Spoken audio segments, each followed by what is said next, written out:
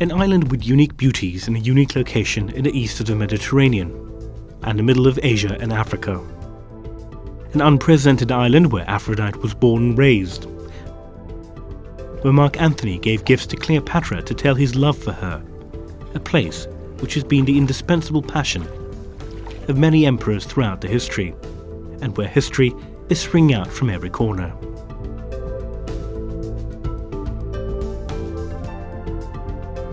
Aside from these characteristics, North Cyprus is taking firm steps to become one of the most important education with its splendid tourism facilities and top-level universities. Limnidi is considered to be the earliest settlement in North Cyprus.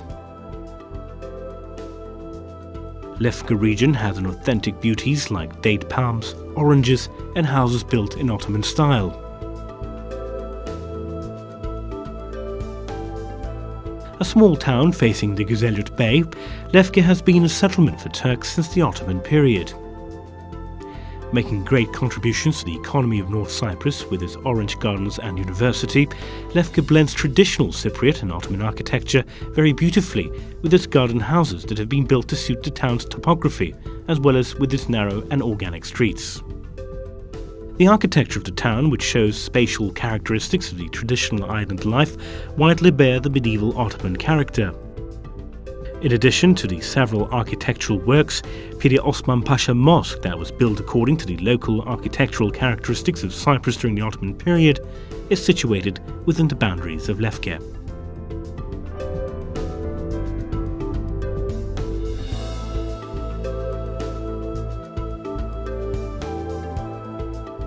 The ruins of the ancient city of Soli are located near Limnidi in Lefke, with remnants of the Neolithic age.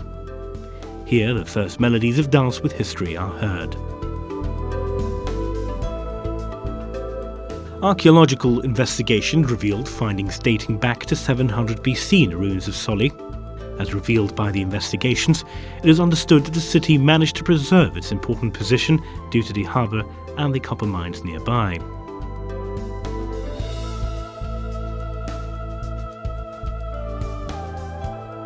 It is told that the kingdom of Soli, acting with other kingdoms in the island, rose against the Persians who ruled Cyprus in 498 BC. After this event, Doxandros of Marion, the king of Soli, who was an ally of the Persians, built the Venetian Palace near the ruins of Soli in order to have better control of the city. Like many other kingdoms in the island, Soli became a ruin after the Arab raids in the 7th century. The Venetian Palace, which was built to control the city of Soli, has 137 rooms. The palace survived for 70 years after it lost its importance when Persian rule was replaced by Greek rule in 449 BC, and was burned in 380 BC by the people of Soli, and never restored then.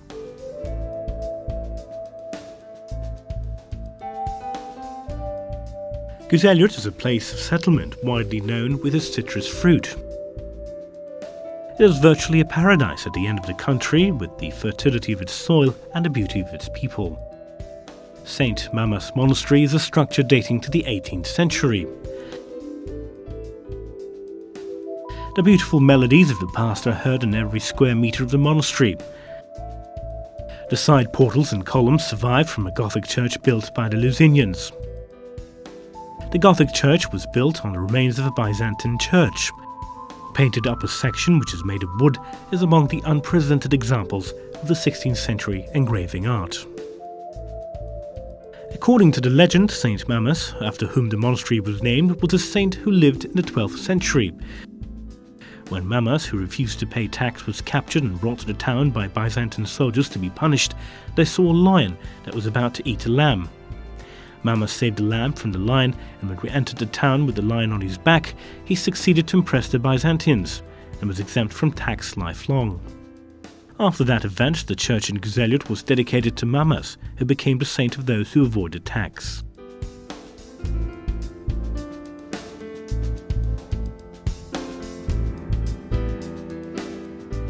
The building, which stands next to St. Mamas Monastery and was used as the Metropolitan Building before 1974, serves as a Nature and Archaeology Museum since 1979. In the museum, which is comprised of nature and archaeology sections, the ground floor displays a stuffed animals collection, including birds, fish, snakes, foxes, lambs, and tortoises.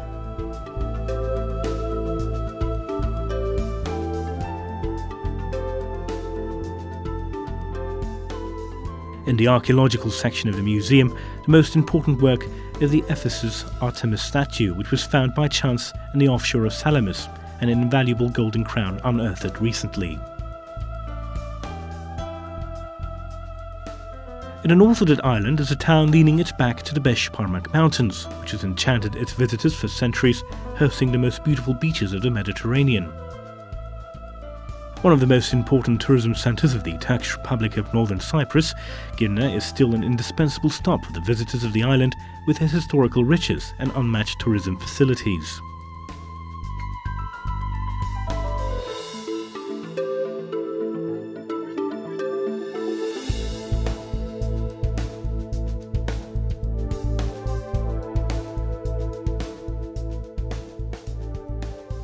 Huge flags placed on the skirts of Beşparmak Mountains, which Girne leans its back and which protect North Cyprus like a shield, cry out the honourable struggle of the Turkish Cypriots to the whole world. The people of the island built several castles on Beşparmak Mountains to protect themselves hundreds of years ago. St. Hilarion Castle is one of the 3 castles established on Beşparmak Mountains to defend the island against Arab raids. One can sense the ever-fresh smell of history and the solemn and proud stance of St. Hilarion. The first section of the castle is estimated to be built in the 7th century, and until the time it was captured by Venetians at the end of the 12th century, the castle was a place of shelter for Lusinian noblemen to escape the heat of summer. The castle was used until the 16th century, but became obsolete like other castles far from the sea, such as Cantara and Buffavento, after firearms were invented and shore defence became much important. Disney, who visited Cyprus in the 1920s and saw St. Hilarion Castle, was so impressed by the castle that he used castles resembling St. Hilarion in the screen credits of his films, reflecting this admiration.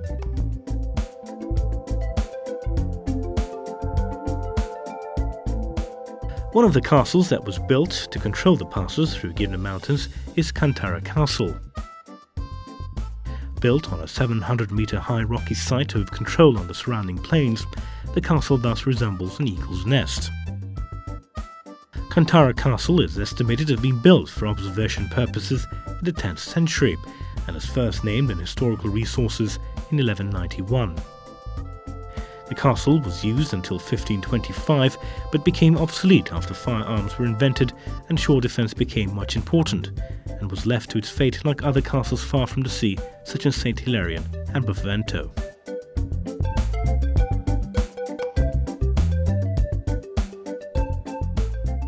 Buffavento Castle is one of the 3 castles built on Girne Mountains at a height of 950 metres. Meaning the fear of the winds, Buffavento is part of the defensive chain against the Arab raids, together with the castles of St. Hilarion and Cantara.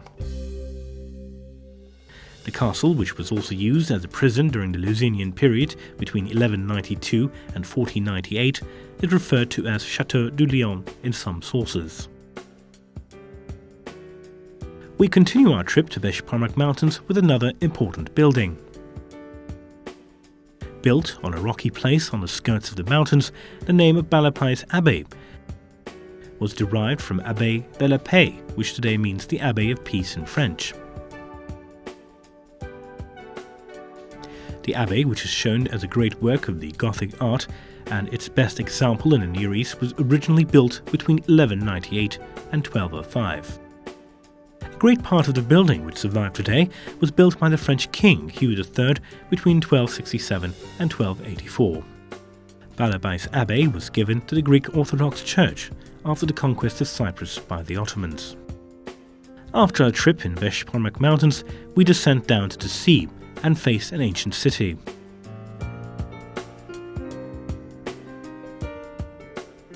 One of the 10 kingdoms in the island, Lambusa is located on a peninsula in the west of Girne near Alsancak. Although the town is known to have been established after 2000 BC as a colony of Laconia situated in the south of Greece, The excavations revealed remains dating back to 3000 BC. The fact that the king of Lambusa supported Alexander the Great, who besieged Tyre in 333 BC with 200 vessels, indicates that Lambusa was one of the powerful kingdoms of the age. However, like many towns in the island, Lambusa was left to its fate as a result of the increasing Arab raids. Remains of the town, which are worth to see today, include fish pools, rock tombs and city walls, only a small part of which has survived today. Fish pools, which were built by carving sandstone rocks on the seashore, are the first known examples of their kind.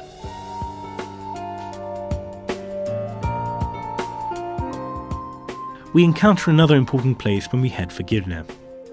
This is the place where the Turkish soldier first landed during the 1974 peace campaign, to which the Turkish Republic of Northern Cyprus owes its existence, and is today converted into a museum, which is very important and meaningful. The building in which Colonel Ibrahim Karaoğlanoğlu and two privates became martyrs on July 20, 1974, today hosts visitors as a museum of peace and freedom. The building, which is used as a museum, displays photographs and memories of the martyrs and various weapons captured from the Greeks. The destruction which the building suffered at the time of war is untouched, and in the garden, armoured vehicles and heavy weapons are exhibited. When we approach the centre of the city, we see one of the most impressive and powerful castles on the coast of the Mediterranean that has survived from the medieval age, Karinya Castle. Thought to have been built to protect the city against Arab raids in the 7th century, the castle is encircled by a ditch. The castle includes the Byzantine church, St. George Church, which is thought to have been built in the 1100s.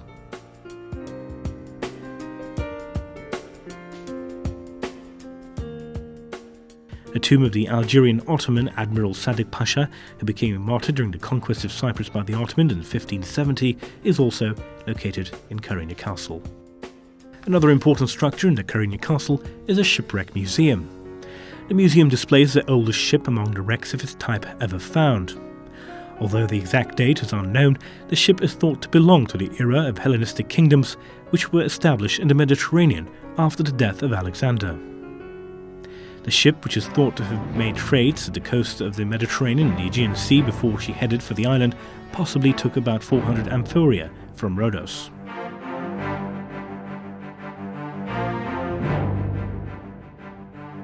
The ancient harbour that hosts the Karinya Castle is the magnificent necklace of Girne. The history says it even made Aphrodite jealous with its captivating beauty.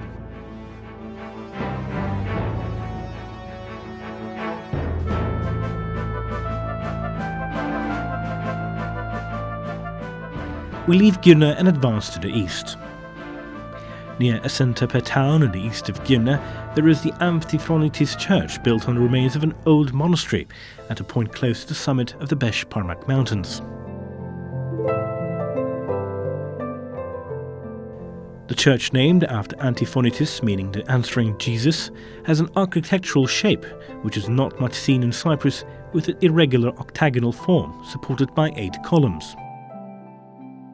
The portico arrangement, in which the south of the church is an unprecedented example of Gothic stone workmanship. Once completely covered with wall paintings except the narthex, the church could preserve only a few of the paintings today.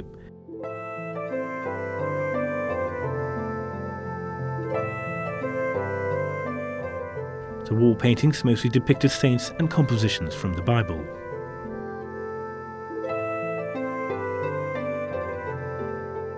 A city in just the middle of the island, which is named as Nicosia by the foreigners and Lefkoşa by the Turks, living in the past on the one hand and looking ahead with hope on the other hand. Lefkoşa, which according to a legend was named in both Turkish and foreign languages after the commander of the city, Nikos or Lefkos, is the capital and the biggest city of the Turkish Republic of Northern Cyprus.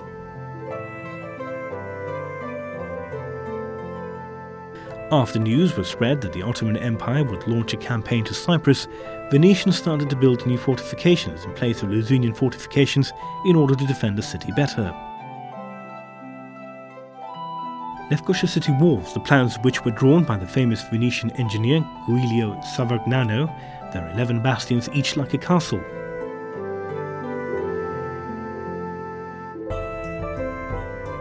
3 gates were opened in the city walls to connect Lefkoşa to the outer world. These gates are Carina Gate, known as Porta del Provveditore, Famagusta Gate, known as Porta Giuliana, and Paphos Gate, known as Porta Domenico. Carina Gate, also known as Provveditore Gate due to Provveditore Francesco Barbaro, the Venetian architect, is listed among the most important historical works of Lefkoşa. Ottomans added a domed chamber to Carina Gate, which was detached from the walls in the British period and took its present appearance.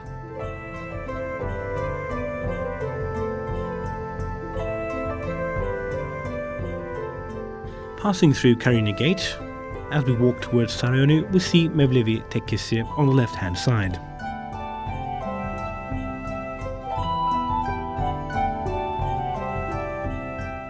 Mevlevi Tekkesi was converted to a museum to transmit the Turkish artworks in Cyprus to the future after restoration works carried out in 1962. Ottoman gravestones brought from the Carina Gate graveyard are exhibited in the garden of the museum. Royal decrees of the Ottoman period, dresses and musical instruments of the Dervish order, handwritten Qurans, and items which reflect the life of the Turkish Cypriots in the recent past comprise the most interesting pieces of the museum. In the narrow streets of the old city, we walk among the Lusinians who waltz with Venetians, and we are welcomed by the Ottoman hospitality. Samanbahçe houses sing together, accompanied by the magnificent ringing of the Ottoman bells. Situated in the area between Carina Gate and Sarayonu Square, Samanbahçe houses were constructed as the first social housing complex of Cyprus between 1918 and 1927. Samanbahçe houses, comprised of adjacent houses, narrow streets and small squares, reached 68 in number with additions in 1955. The houses were restored to their original appearance after successful restoration works done recently.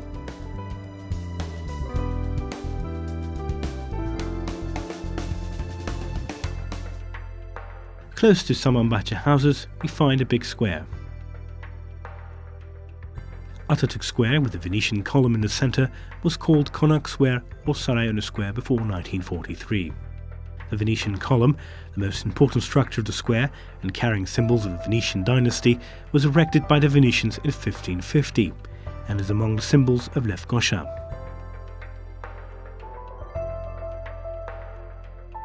The post office, the courthouse and the police station situated in the square and built by the British administration in 1901 add to the importance of the square. Another important work which is situated in the square is a platform carrying the British emblem. This platform was built due to Queen Elizabeth's succession to the throne of the United Kingdom in 1953.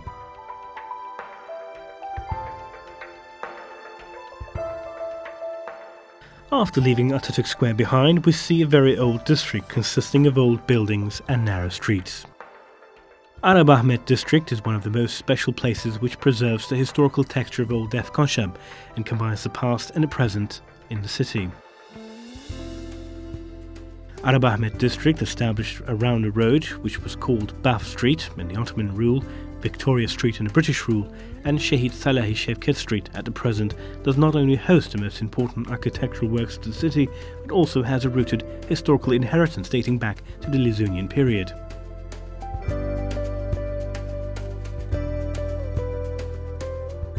The most prominent one among the mosques built by Turks in Lefkoşa is Arabahmet Mosque, which was built in place of an old Latin church in 1845, like many other mosques. Representing a beautiful example of the classic Turkish mosque architecture, Arabahmet Mosque was named after Arabahmet Pasha, a Turkish general who participated in the conquest of Cyprus.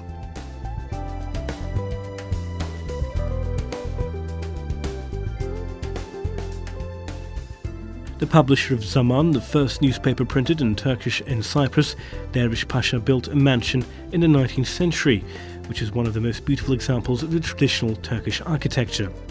This exclusive mansion is also located in Arabahmet district, which combines the past and the present within the city walls of Lefkoşa.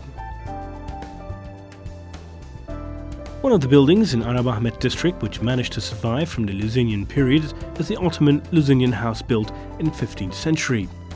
The mansion, which is located in Surlareci, a region which stands out within the historical texture of Lefkoşa, represents a very good synthesis of two different architectures, with the Lusinian-style Gothic arched entrance gate and the Ottoman-style wooden ceiling decorations. The most important example of Turkish baths in Lefkoşa, representing the most significant elements of Ottoman urban architecture, is doubtlessly Büyük Hamam. The bath was constructed on an ancient Lusinian structure, as evidenced by the decorated Gothic-style arched star gate and the stone walls. Serving the people of Lefkoşa uninterruptedly since 1590, Büyük Hamam reacquired the magnificence of the past, owing to the restoration works done recently. The most important example of inns in Lefkoşa, which constitute the most important elements of the Ottoman social life and were built to provide a safe lodging for travellers, is Büyük Han, built in 1572. Büyük Han, built by Muzaffer Pasha, the first Ottoman governor of Cyprus, is a two-storey building constructed on a rectangular plan. After the recent successful restoration, Büyük Han was inaugurated as a social centre to convey the Turkish Cypriot culture to the future. Today, a cultural centre where the most tasty examples of Turkish Cypriot cuisine can be tried and the most important works of the Turkish Cypriot handicraft can be seen, Büyük Han waits for its domestic and foreign guests to introduce the Turkish culture in the island.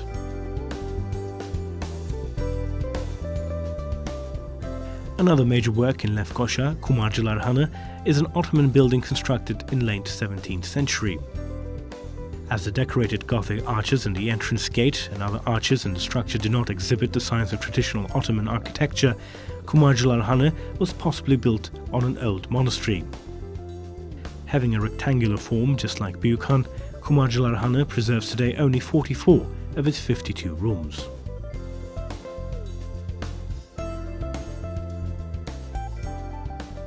When we leave behind Kumarcılar Hanı and Büyük Han behind and advance through the narrow streets, we see a quite big cathedral. The biggest and the most spectacular temple in Cyprus, St. Sophia Cathedral, is agreed to be the most important example of Gothic architecture in Cyprus. Said to have been built on a Byzantine church named Hagia Sophia, the cathedral used to host the coronation ceremonies of the Lusinian kings, as well as it was the most important church of Cyprus. The incomplete bell towers on both sides of the entrance of the cathedral were converted to minarets by the Ottomans after the conquest. St. Sophia Cathedral is today called Selenium Mosque. Right next to Selenium Mosque there is another structure which is at least as magnificent as Selenium Mosque. The structure, built as a Byzantine church in the 12th century, was called St. Nicholas Church those times. BEDENİP today bears different architectural styles due to Gothic additions by Lusinians and amendments by Venetians. The building is today called BEDENİP because it was used as a bazaar while textile products were sold in the Ottoman period. The library, which was built behind Selenium Mosque by Sultan Mahmud II in 1829, is comprised of a big domed chamber and a domed shelter. Just like Arab Ahmet Mosque, it is a classic example of the Ottoman mosque and madrasa architecture. Among more than 1,700 books available in Sultan Mahmud Library, there are numerous valuable works including a handwritten Quran.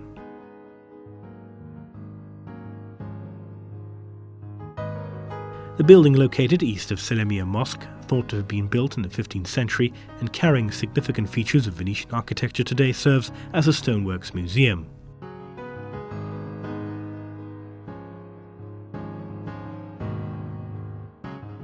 Although the purpose of use in the Venetian period is not known, this Venetian building is today an important museum where archaeological discoveries brought from various places of Cyprus are displayed.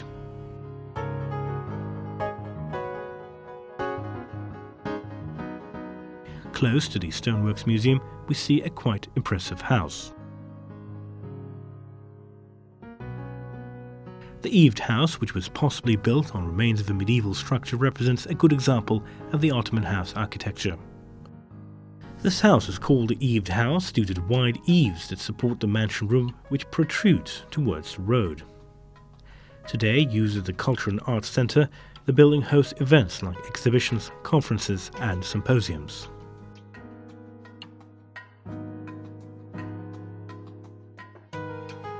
Gazimausa, or Famagusta, the second city of North Cyprus after Lefkoşa, occupies an important place with social, cultural and economic events. Gazimausa has quite a deep-rooted past and is like a pearl that shines with the sunrise in the east of the island, hosting the only deep-water harbour in the island, the Eastern Mediterranean University and the International Culture and Arts Festival. Feeling inside the fact that Mausa witnessed the prehistorical times, we advance to the modern Gazimausa today. The city of Gazimausa was encircled with Lusinian walls until 1489. These walls were quite high, but were very thin. As the Venetians knew very well that they could not defend the city against the Ottomans with such walls, they carried out activities to reinforce the walls against fired weapons. The walls on the seaside, Martinengo Bastion and the land gate were built during the said activities. As a result of the efforts to reinforce the walls of Mausa reached a length of 3 kilometers, a height of 18 meters and a width of 9 meters. Venetians opened a 46-meter wide ditch in front of the walls and filled it with water. However, when Ottomans besieged the city, all those efforts of Venetians did not yield any results, and Mausa surrendered to Ottomans on August 6, 1571. Canbulat Bey, flag officer of Kilis, who was given important duties during the conquest of Lefkoşa, was also given a duty in the besiegement of Gazimausa and was killed at the place called Arsenal Bastion. A tomb was built for Canbulat Bey beneath the Arsenal Bastion where he was killed. Since that date, the bastion, which is called Canbulat Tomb, was reconstructed in 1968 and converted into a museum where ethnographic and archaeological works are exhibited.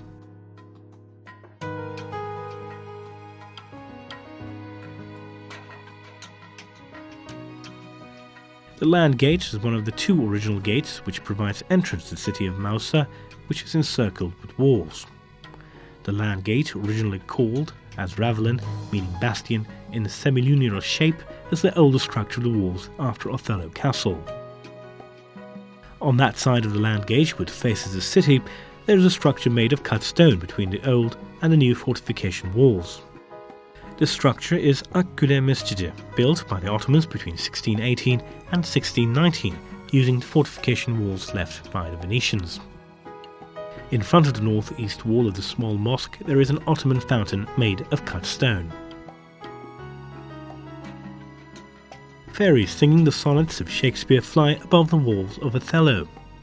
The Othello Castle, built in the 14th century by the Lusinians, is used as the main entrance of the city of Gazimausa. There is a stone lion of St. Mark at the entrance of the castle, which is encircled by a deep ditch. There are 2 noteworthy stories about Othello Castle in the pages of history.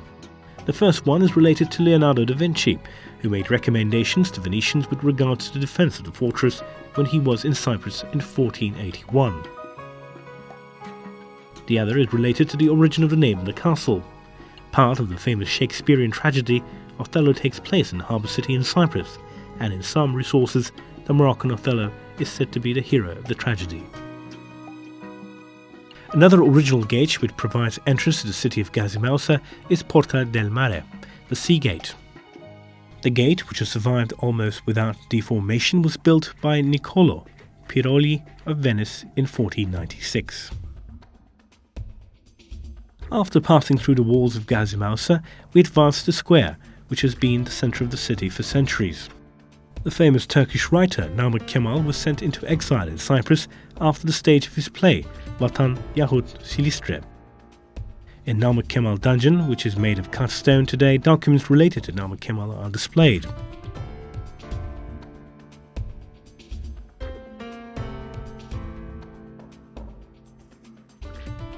The square where the dungeon is located is called Namık Kemal Square today.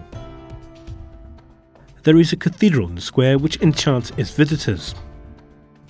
St. Nicholas Cathedral, built by Lusinians between 1298 and 1312, is one of the most spectacular Gothic structures of the Mediterranean geography. Lusanian kings who were crowned in the St. Sophia Cathedral in Lefkoşa used to be crowned thereafter in St. Nicholas Cathedral as a king of Jerusalem. This ceremony tradition continued until the Ottomans conquered Cyprus in 1571. There is a fig tree in front of the cathedral which is said to have been planted when the cathedral construction started, and the oldest tree in Cyprus with a 700-year history. This is a tropic fig tree originating from East Africa, which is rarely raised in North Cyprus. Another important structure in Namık Kemal Square is the Venetian Palace, known as the Proveditore Palace. Built as a royal palace by Lusanians in the 13th century, the structure hosted the kings of Cyprus until the reign of Peter II, which began in 1369. The only parts of the palace which managed to survive the earthquakes are the west section in L shape dating from the early 16th century and a three-arched entrance carried by 4 columns brought from Salamis. On the middle arch of the three-arched entrance there is an emblem of Captain Giovanni Renier, an administrator in Cyprus in 1552. One of the oldest settlements near Gazimausa is Enkomi. While various investigations indicated that the first settlement in Enkomi is dated to 2000 BC, some important resources say that Enkomi was first seen on the stage of history in the 18th century BC. The same sources also say that the city was prominent with copper mining in the Bronze Age and was an important commercial centre which exported copper ingots. Alessia, another name for Enkomi, is also encountered in some tablets found in Egypt, Syria and Anatolia. Another ancient settlement in Gazimausa is Salamis. Although investigations say that the first coin of the city was not printed and the word Salamis was not mentioned in inscriptions until the 6th century BC, it is known that the history of the city of Salamis dates back to the 11th century BC. According to some resources, after a great earthquake in Enkomi in 1075 BC, the people of Enkomi gradually emigrated to the region and founded the city of Salamis. The excavation revealed tombs and signs of the harbour of the first settlement and appeared to confirm the foundation story of the city of Salamis. The necropolis of the ancient Salamis extend to a 7-kilometer area from Salamis Forest to Enkomi and Yeni villages. The people of Salamis who believed in life after death buried their dead with gifts proportional to their economic status. Valuable items found in tombs unearthed during archaeological excavations gave rise to the belief that the tombs belonged to kings or noble men. For this reason, the tombs are called the royal tombs. Valuable grave gifts discovered in the necropolis where royal tombs were unearthed give hints of the richness of Salamis at the time. However, violent earthquakes that took place in the 1st and 4th centuries AD become the biggest enemy of the city. Although Constantius, the Byzantine Empire, rebuilt the devastated city after the earthquakes and named it as Constantinia, these efforts could not prevent the gradual filling of the harbour and raids of the Arab pirates. After the Great Pirate Raid in 1648, the last residents of the town emigrated to Aricyon, which would later become the city of Famagusta. Thus, Salamis fell into oblivion in the pages of history.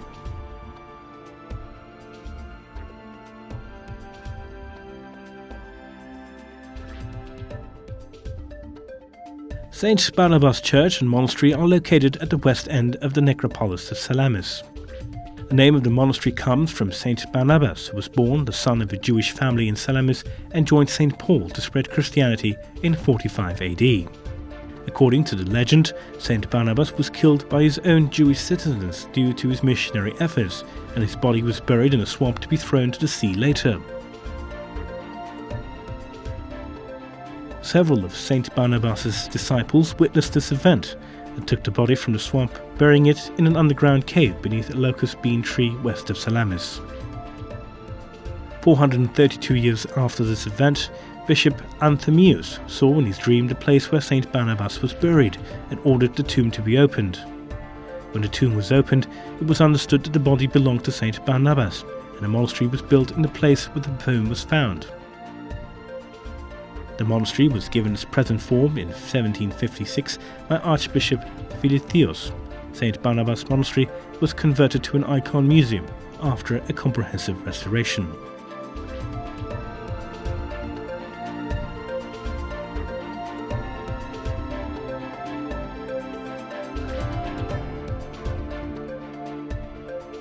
Grains of the Golden Beach fly in blue clouds when they embrace Karpaz.